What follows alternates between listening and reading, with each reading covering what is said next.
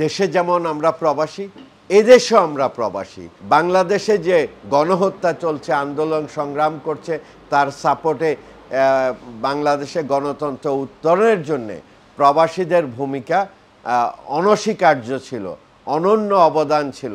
বিশেষ করে যেই রেমিটেন্সের টাকা দিয়ে, আমার দেশের করের টাকা দিয়ে যে পুলিশ বাহিনীগুলো তাদের পোশাক, তাদের খরপোশ কিংবা তাদের যে অস্ত্রের মধ্যে যে গুলির যে যোগানগুলো ছিল, সেগুলো এই প্রবাসীদের টাকায়, সেগুলো ছিল বাংলাদেশের শত্রু মোকাবেলার জন্যে। কিন্তু সেইগুলো স্বৈরশাসক ব্যবহার করেছে বাংলাদেশের জনগণের বিরুদ্ধে।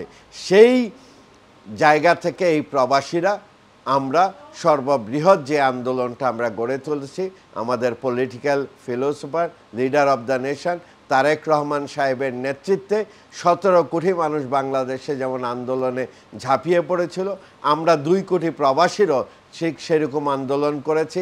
আমরা বাংলাদেশের এই সরকার যাতে স্থায়ী হতে না পারে, এই সরকারের অর্থনীতির চাকা যাতে মুখ থুবড়ে পড়ে, আমরা রেমিট্যান্স বন্ধ করে দিয়েছি।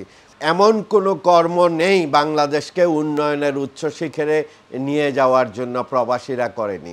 কিন্তু দুর্ভাগ্যের বিষয়, প্রবাসীদের অবদান মাঝে মধ্যে ক্ষণিকের জন্য কেউ কেউ হয়তো স্বীকার করেন, কেউ কেউ হয়তো তুচ্ছ তাচ্ছিল্য করে প্রবাসীদেরকে কর্মী বলে, তাদের নিজস্ব ভাগ্য উন্নয়নের জন্য গিয়েছে, তারা কেন আমাদের দেশে রাজনৈতিকভাবে অংশীদারিত্বের জন্যে তারা লোভ করবে, এই ধরনের ধৃষ্টতামূলক কিছু কিছু কথা আমরা মাঝে মধ্যে সোশ্যাল মিডিয়ায় শুনি। দুর্ভাগ্যজনক হচ্ছে আমরা এই প্রবাসীরা, দেশে যেমন আমরা প্রবাসী, এদেশেও আমরা প্রবাসী। আমরা আমাদের আপনজনদেরকে ছেড়ে এসেছি, আপনজনদেরকে কিন্তু ওই প্রবাস থেকে এসে আমরা কিন্তু ভুলে যাইনি।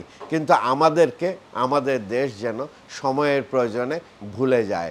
যখনই তারা তাদের প্রয়োজন থাকে আমাদেরকে জাগ্রত করে, আমাদের কাছে প্রত্যাশা করে, প্রবাস থেকে আপনারা এইটা করেন, ওইটা করেন, এইভাবে করেন, ওইভাবে করেন, আমাদের দেয়ালে পিঠ থেকে গেছে, আমাদের বাঁচানোর জন্যে ত্রাণকর্তা হিসাবে আপনারা আবির্ভূত হন। কিন্তু আমরা যখন ত্রাণকর্তা হয়ে ওনাদেরকে উদ্ধার করে দিই, ঠিক তখনই ওনারা পরবর্তীতে বেমালুম আমাদেরকে ভুলে যান।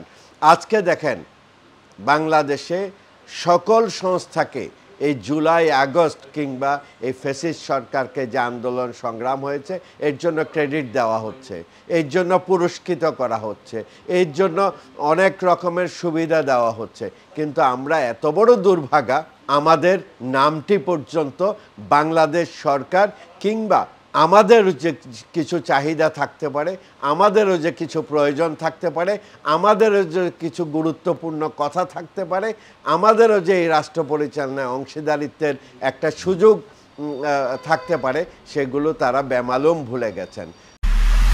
এমআইবি সংবাদ ও সংবাদ সংশ্লিষ্ট অনুষ্ঠান দেখতে ভিজিট করুন www.mibtelevision.tv ও facebook.com/mibtelevision.tv এবং সাবস্ক্রাইব করুন youtube.com/mibtelevision এ।